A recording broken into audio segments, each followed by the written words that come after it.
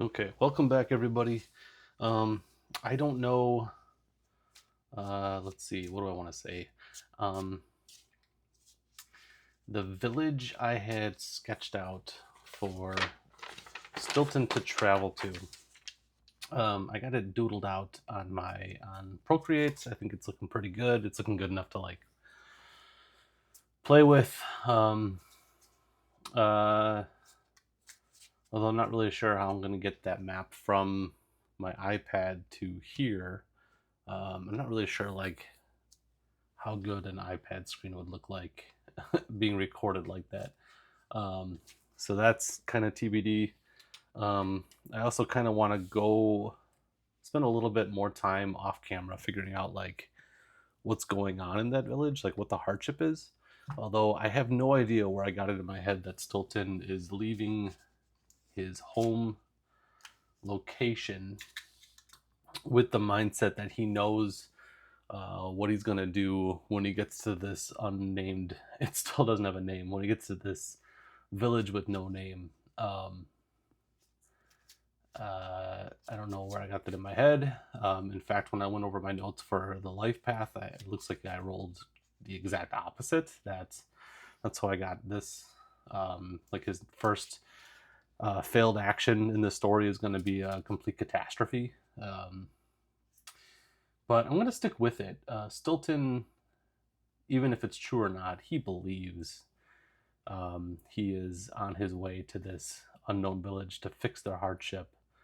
Like he's got a good idea for what to do, even though I don't have a name for this village and I don't know what's afflicting it. Although I do know I'm gonna make this like a hex map thing, and I'm going to wrap the village in the Wyrd and the Wyld setting. So um, my hunch is whatever's going on in this village is the result of its proximity to a dangerous forest. However, I thought it would, since I want to just like get to playing. I prep is play, yes, but spinning your wheels forever with prep. Prep has diminishing returns. That's my opinion. Although no prep is ever wasted. If you're like me and you're a GM for a group, you can always save your prep for bringing it into the game or another game at a later date. So anyway, so I thought I would find a way to randomize where Stilton's home city is, which is going to be like a big kind of a metropolis setting, and he is literally, his background is banished. So I'm thinking as a result of his having pissed off that sky um, god or patron or whatever, Xenon, he's been exiled from his home city. Right off the bat, with this map, we know that in Shadowdark, every hex is 6 miles. And now I just got to think of a good way to randomize where the starting location is. And I'm going to use the same system to find out where our unnamed village and the focus of the adventure is going to be located. So I think um, because I don't mind taking the 0 column and the 100 column. Oops, my screen froze. I don't have a keyboard. This is going to be a problem. I have to remember to shake the mouse from time to time. Where was I? Okay, so I'm going to roll 2d8. And that'll give me a number between 2 and 16, and that's good enough for me. It's okay if it's not in these far columns over here. And a d10 for the row. Okay, so I have 8 and 5 is 13 when I do the math, into 1. So if I follow this 1, 2, 3, 13. Hometown is right here. Put a little chimney on there. Everyone likes a good chimney. Okay, and that's interesting. So we're starting all the way up here on our map, and we are traveling to 8 and 6 is 14. Interesting, and not. Oh man, all the way down here. And I will draw another sketch of what I call a house. Right here. Put the chimney on the other side. There we go. A little variety. Okay, so holy cow, that is 1, 2. Well, that's like 8 tiles to adventure through. Cool. So I think really quickly I'm going to run through generating hexes. Oops, I forgot to put on my music for myself. I'm going to put on generating my hexes through here. I had the PDF open and then I closed it out of frustration. Okay, and the way I'm going to generate these hexes is through Curse Scroll, the Volume 4 preview. Although I do think the book has some hex generation rules inside of it. We're just going to keep it in Curse Scroll 4. Let's see. Generate new hexes by rolling on the new hex table and referring to the hex terrain table. Okay. Okay.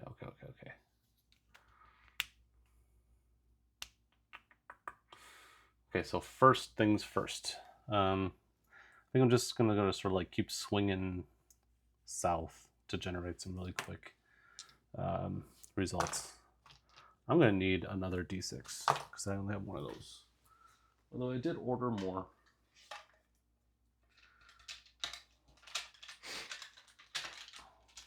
Okay, so we're going to need 2d6 to generate a hex, and we're going to need another 2d6 to generate the danger level.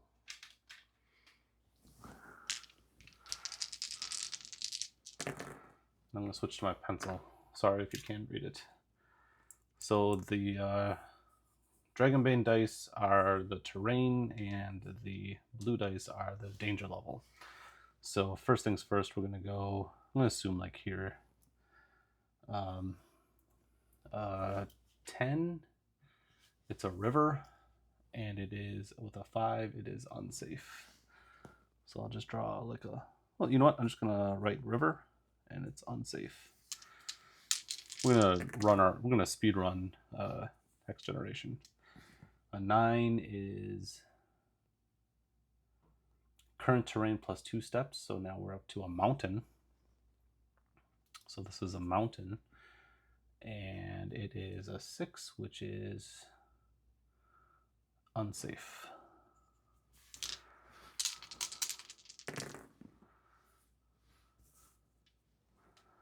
An 8, it's a same as current terrain, so another mountain. And a 5 is unsafe. 6 and 3. 6 is, it's another mountain. And 3 is unsafe.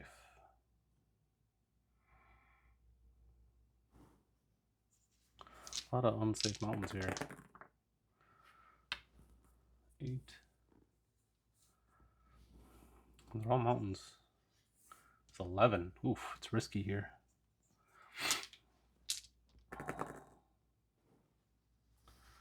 6 is same, and 12 is deadly.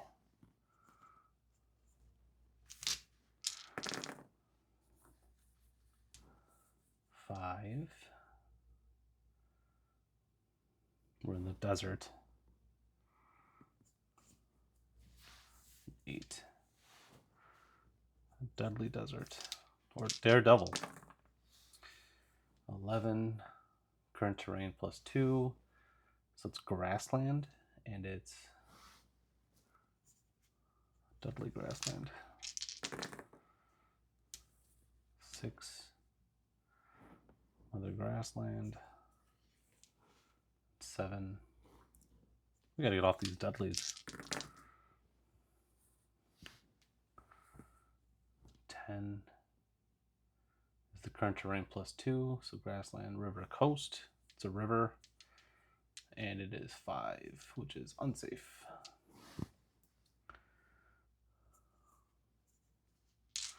What's up here? It's 10, current terrain +2. Interesting. Back to mountains, and it is 7, which is unsafe. Oh, my headphones are dying. Okay, let's continue on here. 7 is a same as before. It's a mountain again. And 8 is unsafe. 6. Same as current terrain, mountain. 8, unsafe. 8, same as current terrain. Can't get away from these mountains. 5, 6, 7, 8 is unsafe. 3, current terrain +1, so we're back to deserts. And it is 6, which is unsafe. Okay, and then I said I wanted to wrap this thing in Wyrd and Wyld. Interesting that it's a desert straight to the Wyrd and Wyld.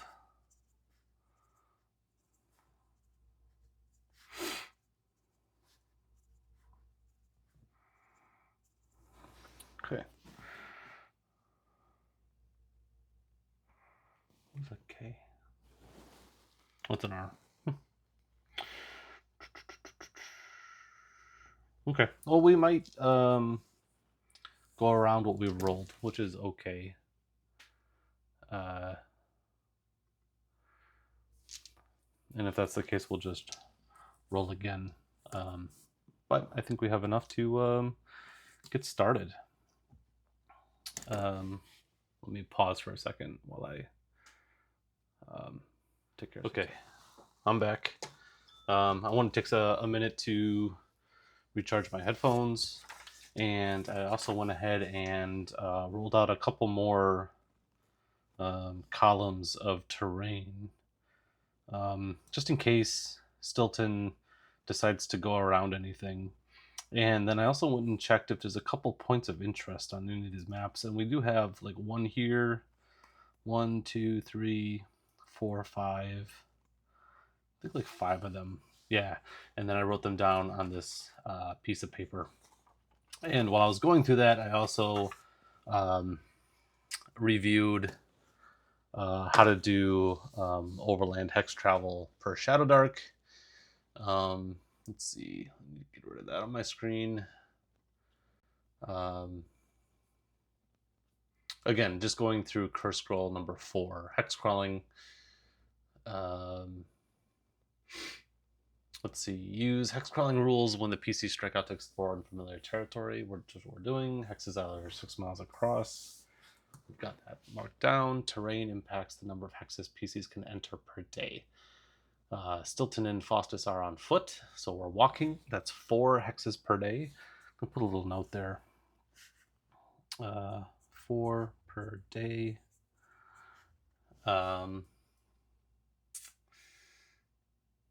Okay, so then basically it looks like we have like 4 hex points, and depending on the type of terrain is how many of those it costs to enter.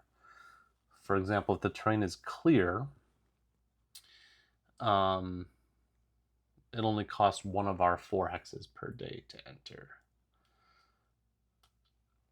Okay. PCs can undertake tasks when they're traveling, and they may encounter harsh weather or points of interest. Okay, is that described further down? Tasks, weather. Okay. Oh, there's a little procedure checklist. Okay, first the GM determines and shares the weather. So let's figure out what the weather's like as Stilton and Faustus disembark from their hometown to head all the way down across the land for this village in dire trouble. It's a 2d6 roll. Use my Dragonbane dice. Rolled a 5. The weather is bad. Okay, so I'm going to write this down. Let's use a dry... This seems like a good candidate for dry erase tile. This seems like it kind of changes.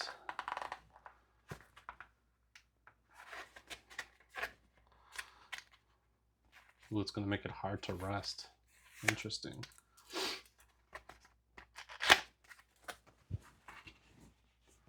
Oh no, these are all individually wrapped. Okay. Oh no, they're not individually wrapped. But they are all wrapped together. These are brand new. I haven't screwed them up yet. I think making a hex travel... So in my home campaign, we are hex traveling. And, well, actually, they're ironically on their way out of the Wyrd Wyld. And then they're going to go hex traveling. It might behoove me to... behoove? Who says that? It might benefit me to make a like a checklist. So the first thing we got is weather.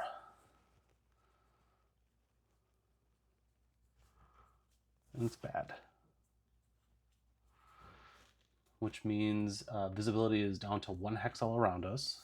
So Stilton, when he leaves, you can see there's rivers south and southwest, or he could try his luck in the mountains.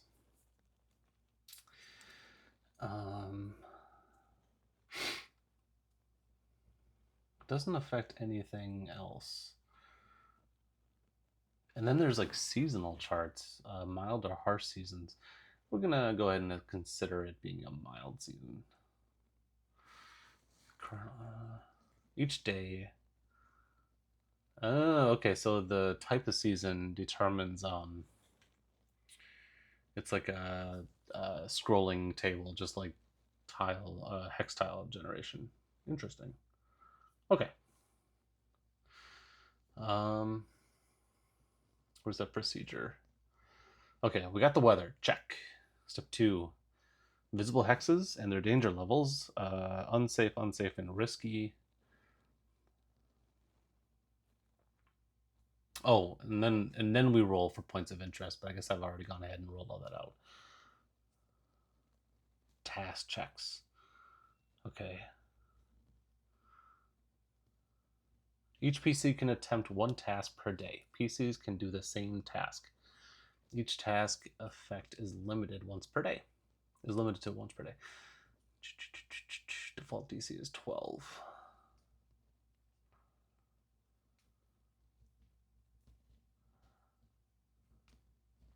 I'm reading what the tasks are. Pushing, con, charisma, 50% push for each.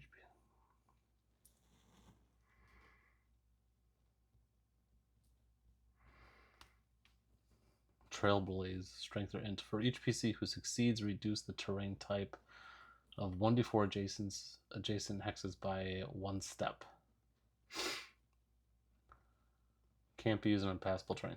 This must be for making... Okay, so if it was like difficult... Got it. Okay, I would consider the rivers to be... Oops, I don't want to write on...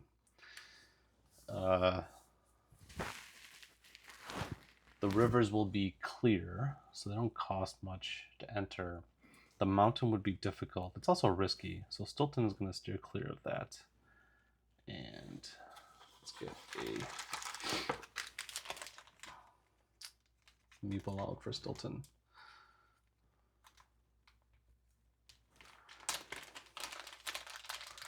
Just go for red. So he starts off and oof, that's...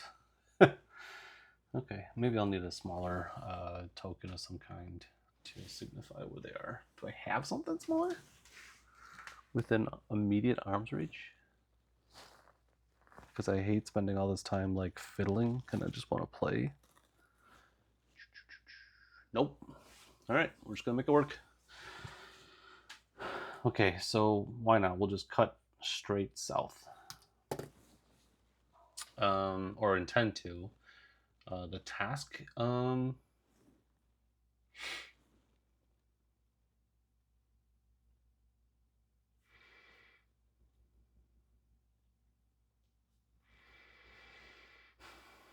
I guess I'll forecast intelligence or wisdom. Wisdom for me. Okay. Uh, okay, so before we move, we do our task. So our task will be to 4. Stilton will forecast. Let's see. It's a DC 12 intelligence or wisdom. I think his ranger wayfinder thing would benefit. So we'll be rolling with advantage. Get a lot of advantage in this one. So it's a 12. That's a success. Yeah, or the 4. Yeah, we'll take that. So treat the weather as one step better. So I rolled bad, and so now it's fair.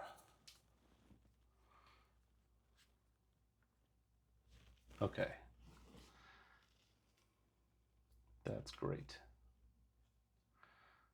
Okay. Make task checks in any order they choose. The PCs choose the direction to travel and a number of hexes to move. They move accordingly. So this cost me 1 of my 4 hexes per day.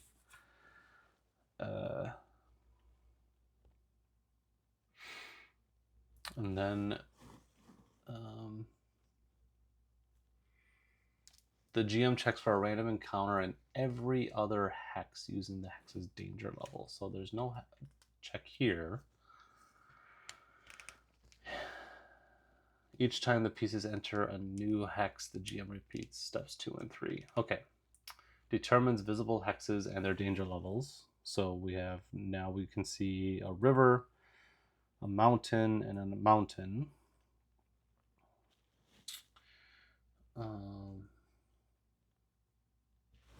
There is a point of interest on this river. Is it visible? I guess I should have rolled that. 2d6. 7. It's obvious. Let's make a little note of that here. That's 1202. 1202. Okay, so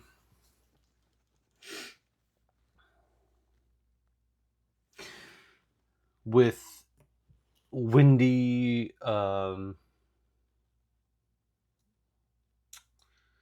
with cutting winds in their faces, Stilton and Faustus depart their home village.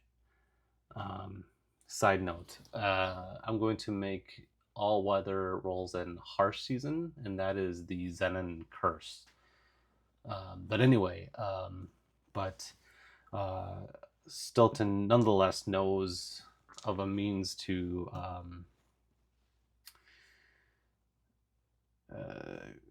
travel into wind in a way that negates some of the hardships it causes. He wears appropriate sort of like cloak and face covering, and walks in some ranger way that sort of negates that hardship, and immediately sort of sets himself on a river that winds from southeast, south, and then cuts back southwest. And along the riverbank, he can see signs of life, like game traps and someone's discarded fishing equipment. And following the river, curious about this, following the river, gets to sort of the border between these two hexes and can identify in the horizon a singular cottage. You can see its hearth fire burning, and the smoke sort of billowing up in the wind. Um, and is there something appealing about this singular cabin? Let's check. Solo Dark. We're just gonna stick with as much Shadowdark material as we can for this adventure. So let's check the Solo Dark Oracle, which is, I find, like, deceptively good, by the way. Okay, so it's a D20. Um, 11 through 20 is a yes. 3, no. There's nothing appealing about this singular cabin, to Stilton's eyes anyway, thus prompting him to carry on further south. And now I think what I need to do is use a D4.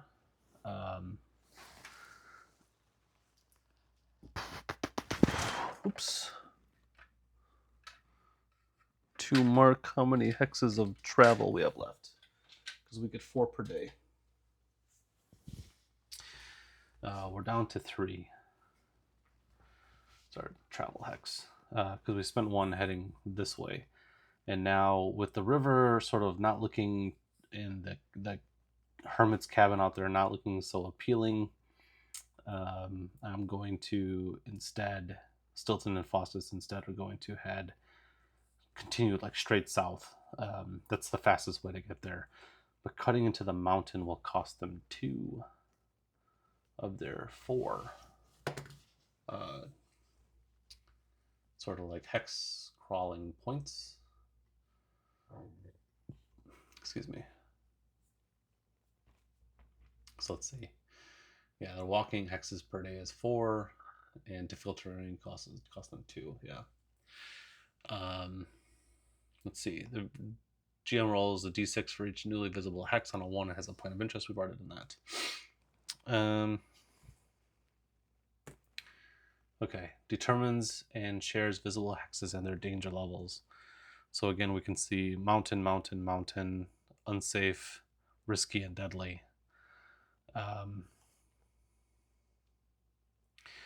Is one of these mountains, like, traveling from mountain to mountain shouldn't be too hard.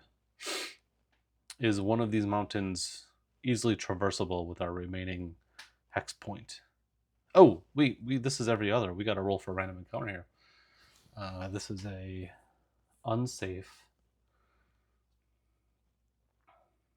It's a 1 in 6 chance. Where's my? There we go. Nope, no encounter. Anyway, is there one of these mountains traversable from here? 5 is no.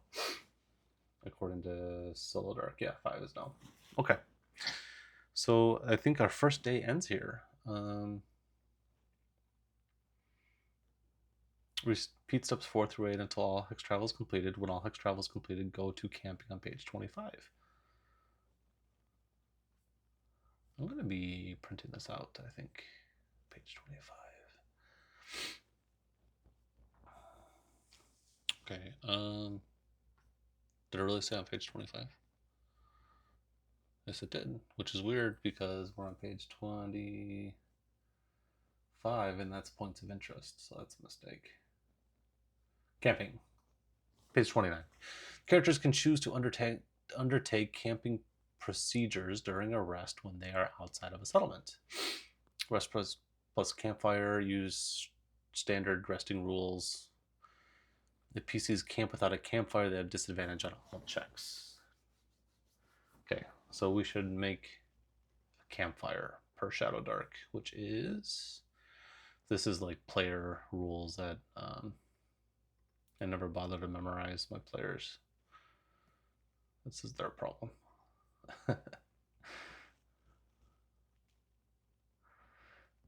Campfire. In many cases, adventurers need a light source while resting. Characters can combine 3 torches into a campfire that can't be moved once lit.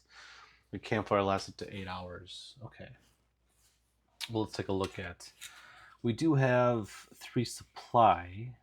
Oh, right. We said we're going to use Into the Wyrd and Wyld rules for all travel, which is the rule of surviving the night. First, you attempt to camp, which is rolling a d6 for each of the 3 cardinal needs of survival, which is food, water, and shelter. Successes on 4 to 6. A ranger will have advantage on these rolls.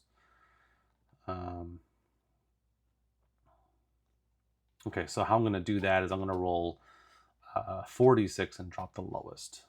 And then see where we go from there. Okay, so I need 3d6. I want to keep it consistent and roll.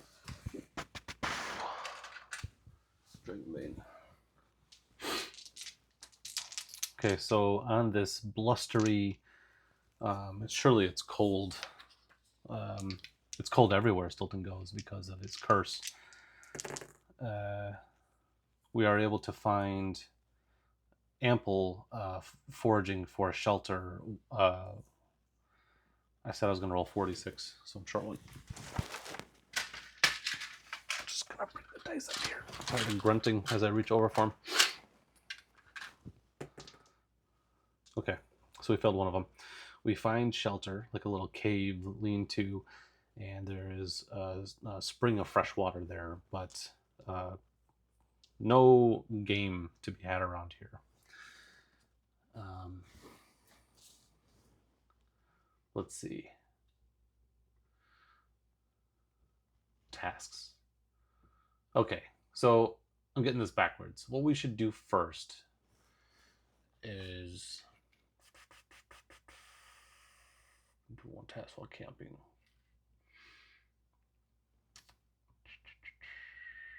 Cook.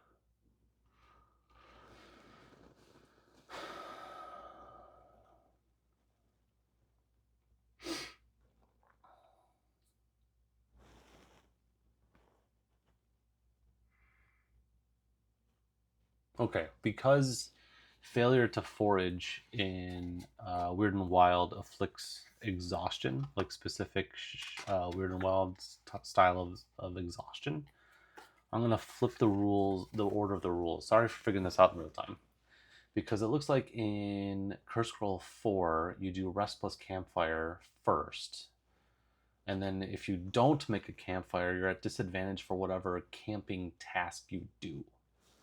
But instead, we're going to do the camping task first, because it looks like it'll like feed into the 3 cardinal needs in Wyrd and Wyld. So maybe we don't need to roll for one of those, or we could do something totally different. And anyway, and then if we don't have one of the 3 cardinal needs,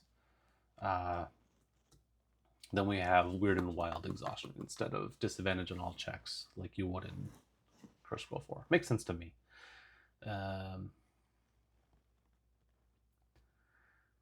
Okay, so we're going to do one task before we rest. But I'm going to keep this off to the side. And because we know that game is scarce, Faustus and Stilton will spend a little bit of time hunting. Using their dexterity, which is +2. The group gains the benefit of consuming rations without expending any. Yeah, that's exactly what we want to do. So dexterity, and again, I think because he's a ranger, Stilton gets advantage on this. Keeping in mind, we have this Joker hanging here. A 2. A 4. Oh God, we fail. Okay.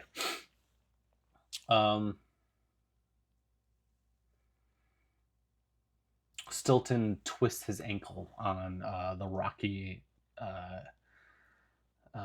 embankments of the mountain and will suffer a point of exhaustion because we're not able to forage. What that really means is I'm going to pick, I'll bet there's an exhaustion here. Instead of rolling, he'll be sluggish, speed halved. So we're going to cut this down to 2 a day for the next day. On the next day of travel. Cool. Okay, so that was our first day of overland travel. Not great. Watcha. Get that out of here. Maybe I don't need to write this down. The weather I probably do, but anyway. So now we're up to a new day.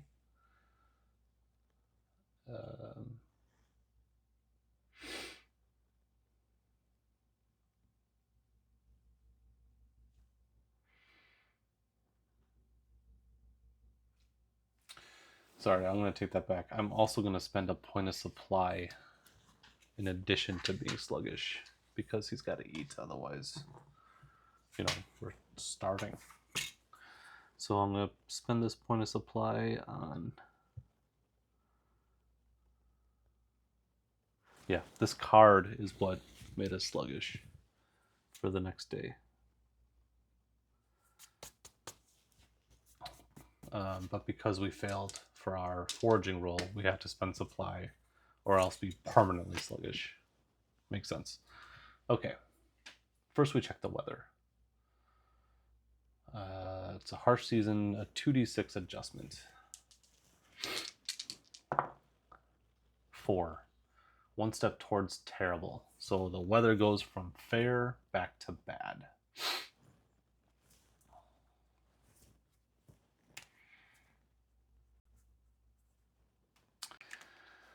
So to counter that, going back to procedure,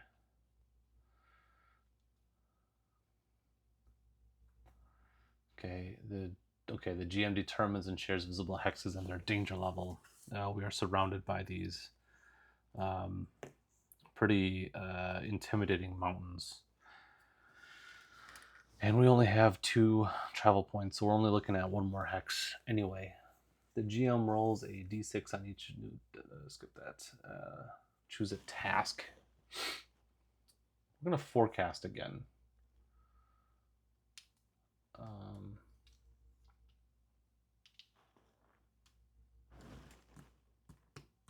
Yeah, I don't need to scout because technically I'm not going to enter enough hexes for it to matter.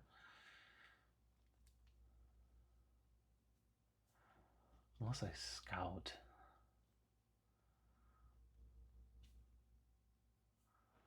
If I scout, I reduce the danger level. Nope, I mean trailblaze. I reduce the terrain type by d4 of adjacent hexes by 1 step.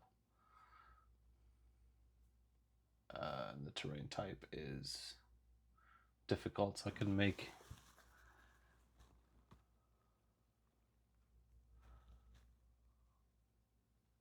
Yeah, we'll scout. Or trailblaze, sorry. With advantage, because ranger. Oh, nat 20, I'm going to take that. So 2d4 adjacent hexes. D4. Because we double all numbers. 4 and 3, 7 hexes. So what I'm going to do is just carry 7 trailblazing points. So I'll spend a point here to make this mountain, this risky mountain, go from difficult to enter to clear. So it only cost me 1 of my 2 travel points. And then I see a swamp that's unsafe, a grassland that's deadly, or a desert that's deadly. Oh boy, is there any way to reduce the danger level? Scouting, that's what I decided not to do. Hey. And a deadly, this is the one that we roll on. And a deadly hex is a 3 and 6. Or a 1 and 6.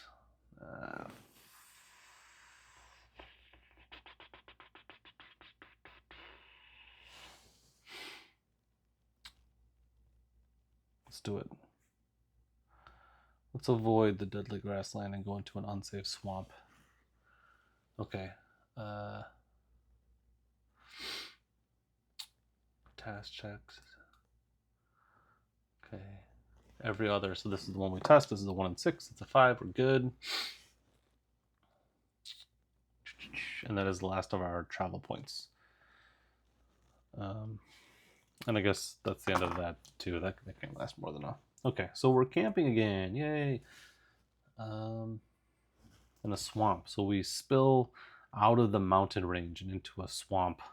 That sits at the, I want to say it like the feet of this really imposing mountain range. And the first task I want to take on is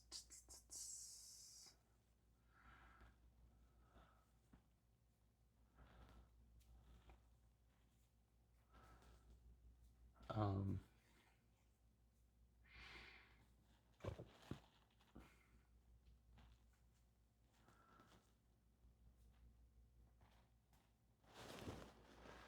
oh, whoops. I was probably supposed to, while resting before,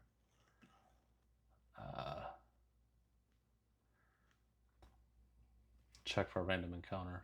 Whoops. Oh well. Because that's what Keep Watch will do. Instead, I'm going to hunt again. Yeah, with dexterity. Hunting. Good. Good. I'll take the 12, so we don't have to worry about food as we roll for the cardinal needs. We have shelter. Awesome. Awesome, awesome, awesome. I'm going to interpret that as we find a supply. 3 successes plus the hunting.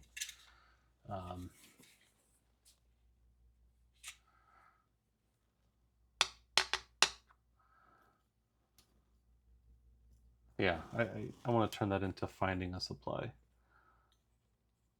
Which could be rations, or we could be finding like refilling our canteens with water or whatever. The point is, we had a very fortuitous night on the embankments of this mountain in this swamp. Okay, day 3 of travel. Determine the weather, which is currently bad. And I think I forgot to... Oh, we got to do random encounter overnight. We're good. Okay. And then the weather was affecting us because it was bad. Terrain 1 step. I don't think that mattered because we only had the 1 to move anyway. Oh, and resting. It's a con check. What? We're not going to do that because we're doing Wyrd and Wyld resting.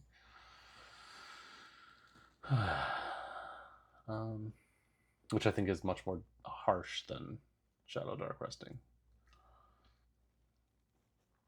Okay, day 3. Determine the weather. It's a 2d6.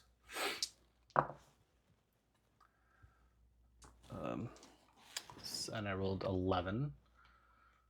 Harsh, set to bad. Okay. Terrain cost plus 1 step to go into. We have 4. Back to 4 points. Okay.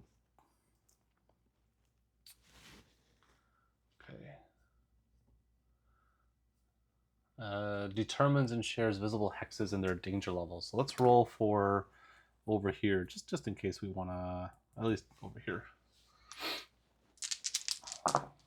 Is 10, which is a current terrain plus 2 steps, so swamp plus 2.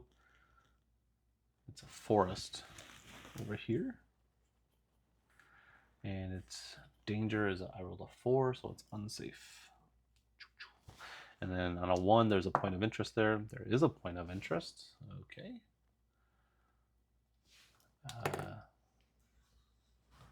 We'll just go back to the core book for points of interest because the volume 4 book is not finished for points of interest.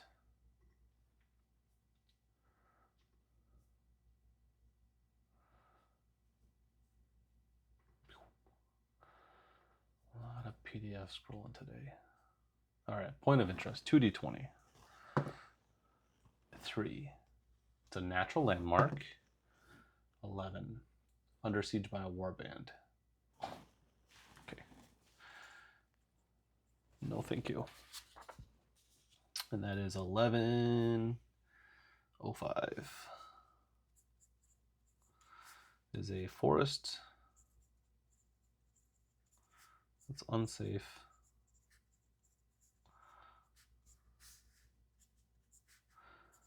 Natural landmark.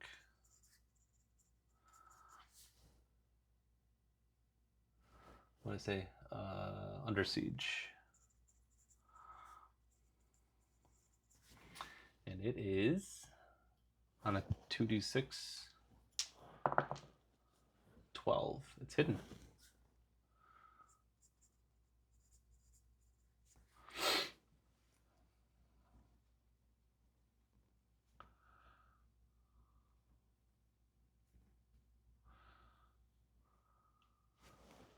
I'm confused what that means. Okay, we're gonna ignore that because I think that's the unfinished point of interest thing in the curse scroll. But the point is, there's a landmark there. There is a point of interest.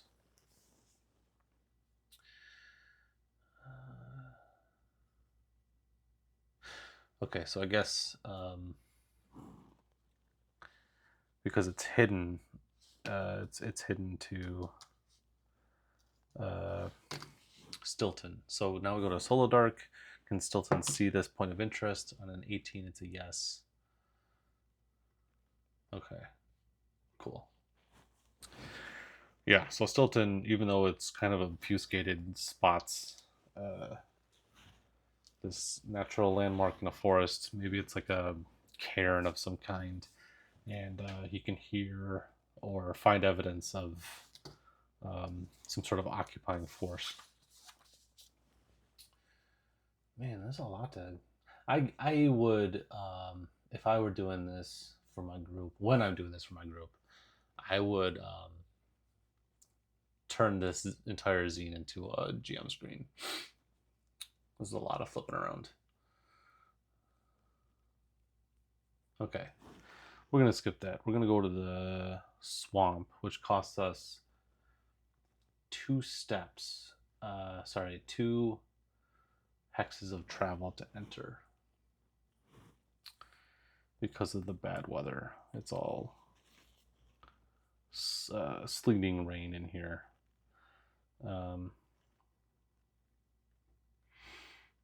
And then we reveal swamp and still that deadly grassland. We're gonna keep going south, which is our last 2. And now we check for an encounter, because it's every other. It was unsafe, so I was on a 1 only. We're good. So this is day 3 of camping. And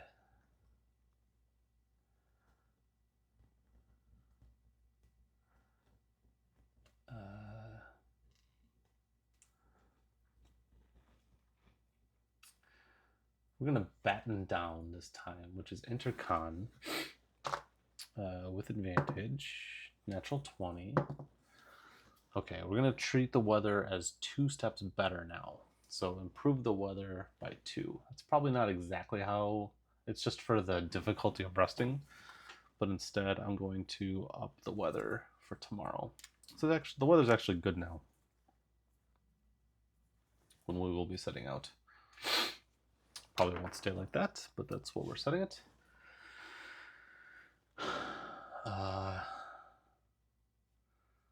Okay. And then we do our 3 cardinal needs of rest, which is shelter, water, and again, there's no food. So I will spend a supply to negate any exhaustion.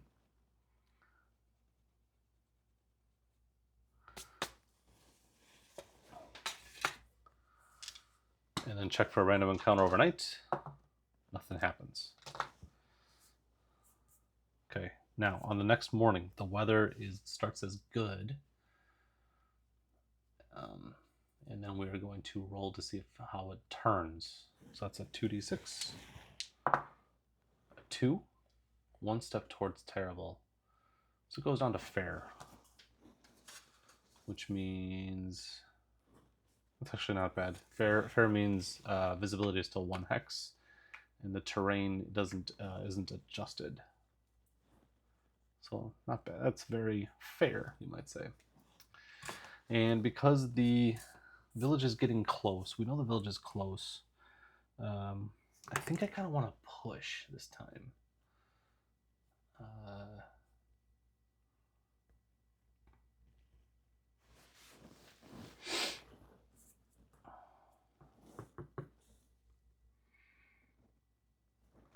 With Constitution.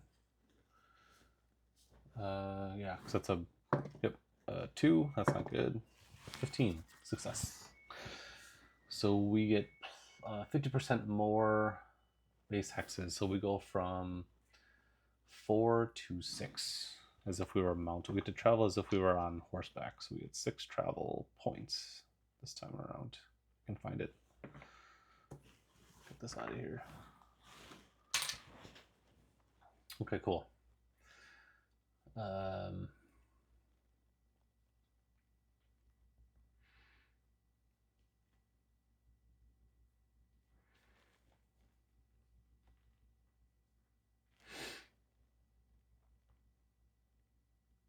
Okay.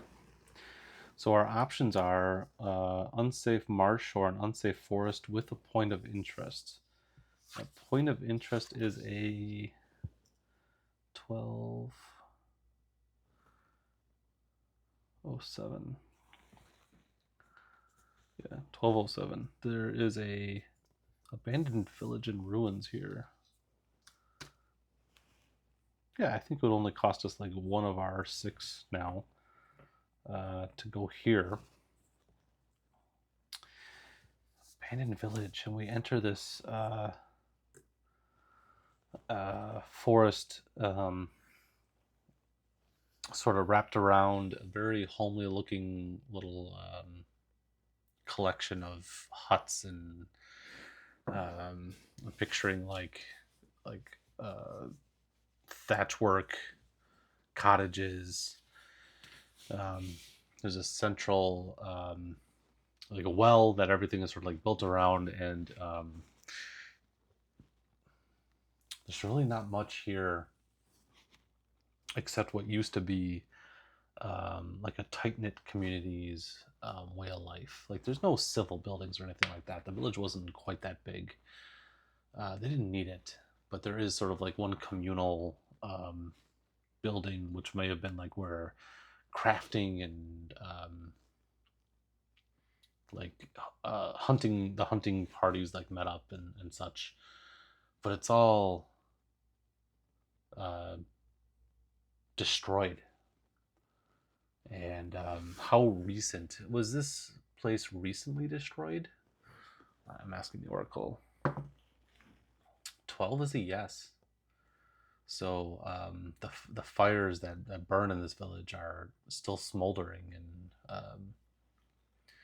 switching up my ambience for this because I like this.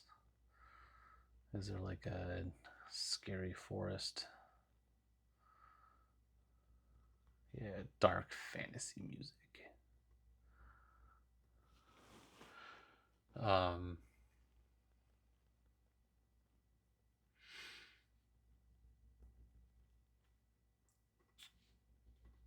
So with Faustus at his side, Stilton draws his bow.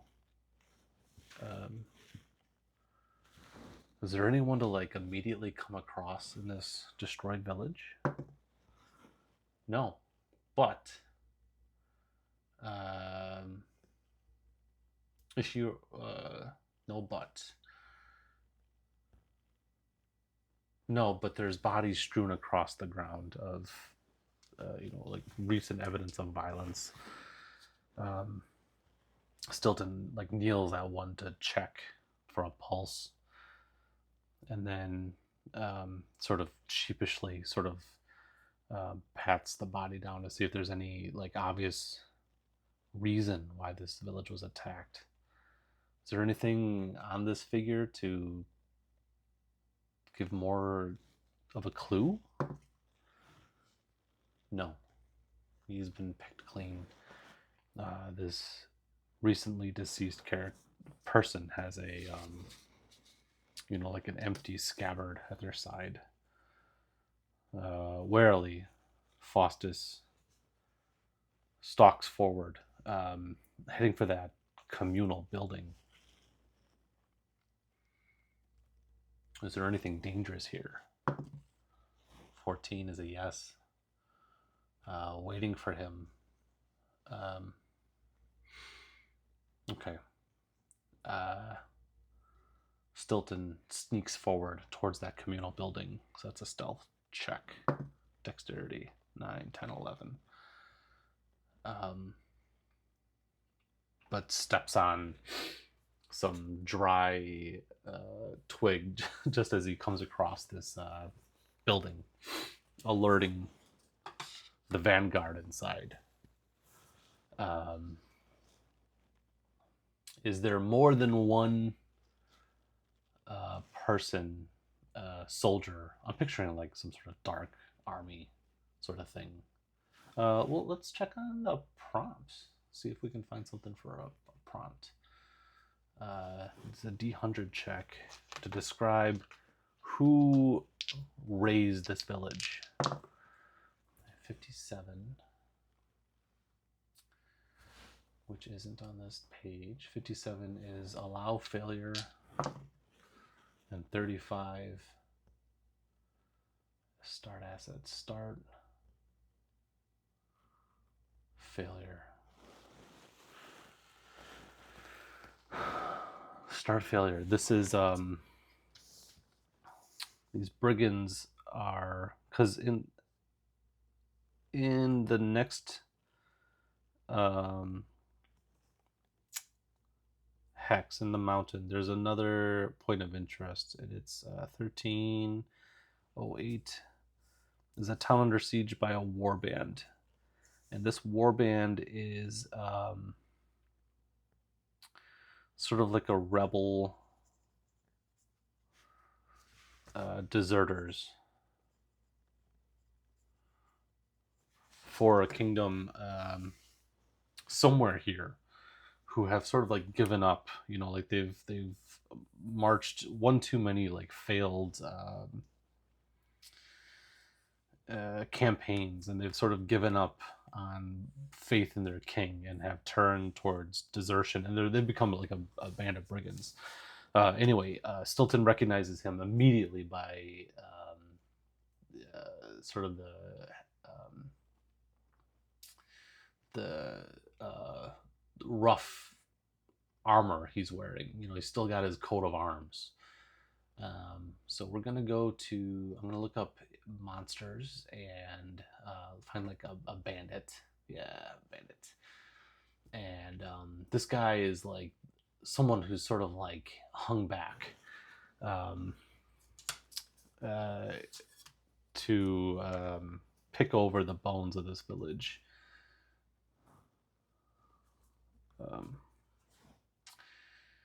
Plus 1d4. Yeah. And if Stilton doesn't take him out fast, he's gonna raise the alarm. So I'll roll initiative for the brigands and initiative for Stilton. See how we do. 11 plus math. He's always way higher than a 3. So Stilton didn't get like the complete drop on him, but he gives like a sharp like whistle, and that's all Faustus needs to like take off and charge into this communal building. Faustus leaps at the brigand to try to take him down. I should have wrote down Mastiff's attacks. We can do that now.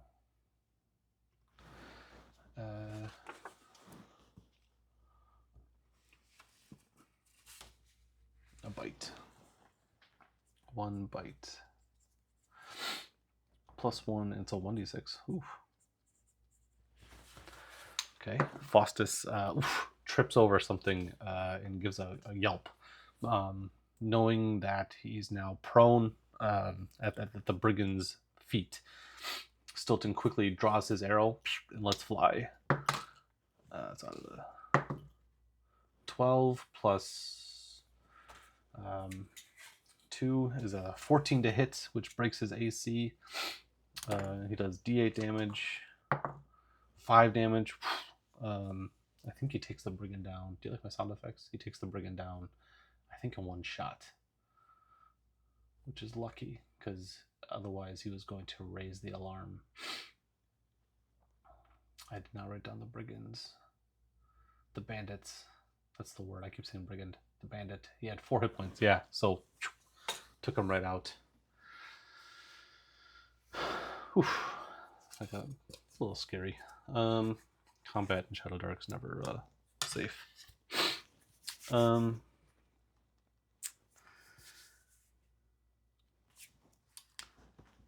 Is this bandit carrying anything of importance? 16, yes. He has sort of like a missive from, there's now a bandit, a rebel captain of some kind, and he has letters on his person that the rebel captain had issued out to everybody to be like, you know, we're on the march. If you have this, you're one of the, what the rebels would say, one of the good guys. So Stilton has rebel papers.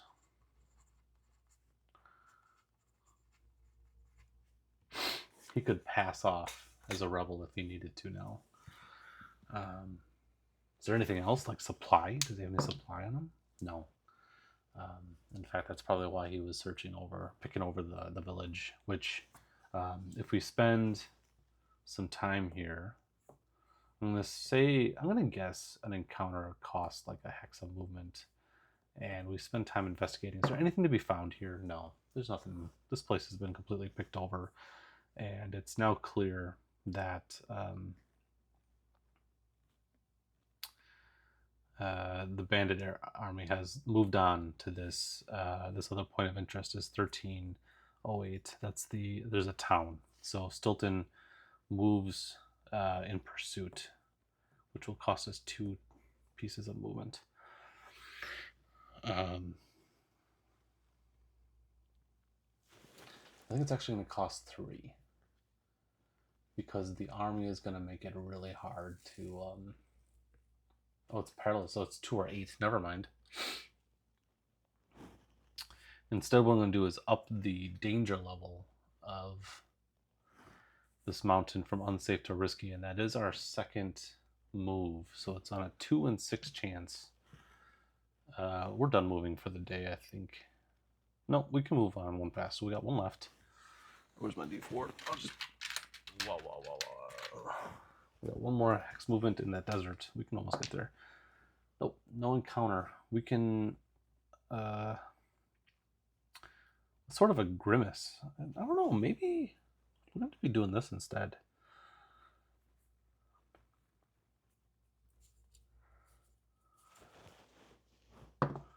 Yeah, we're doing this. Yes, but...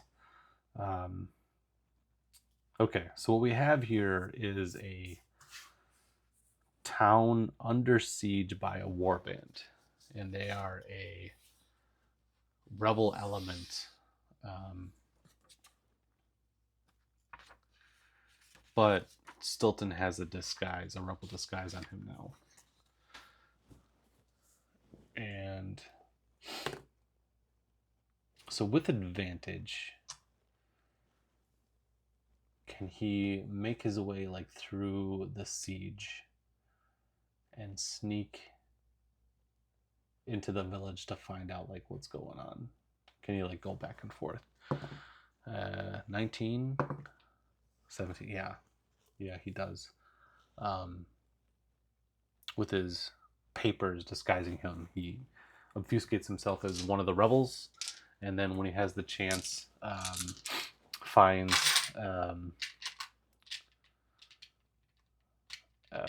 some sort of, I think, like an underground passage.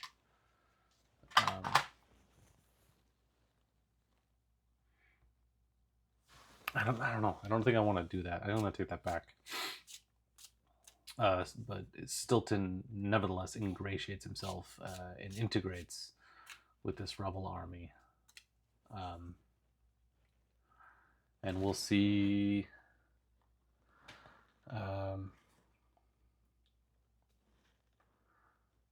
what comes of that next session. And that is quite the turn. I know I really had my heart set on doing Into the Wyrd and Wyld, but this is kind of a cool twist, and I think I'm just gonna run with it. So homework, I guess, is to sketch up a modest town that's under siege by a warband. This was a lot of fun. The hex crawling rules for Shadowdark are, I think, as much of an asset to Shadowdark as everything else about it. It's succinct and simple, but also very easy to tack on your own stuff should you want to. And I really do enjoy the way Wyrd and Wyld does resting. Yeah, I'll take some time to figure out what's going on at this town and if it's worth. I might Stilton might keep on. He is determined to get to this village. We'll see. I'll make up my mind between now and next time we play. If you watched the video, thank you so much for watching. If you have an opinion on how things should turn out, by all means, hit me up. Let me know. Like all my gameplay, I make it up as I go along. So again, thanks for watching, and I'm looking forward to the next one. See you then.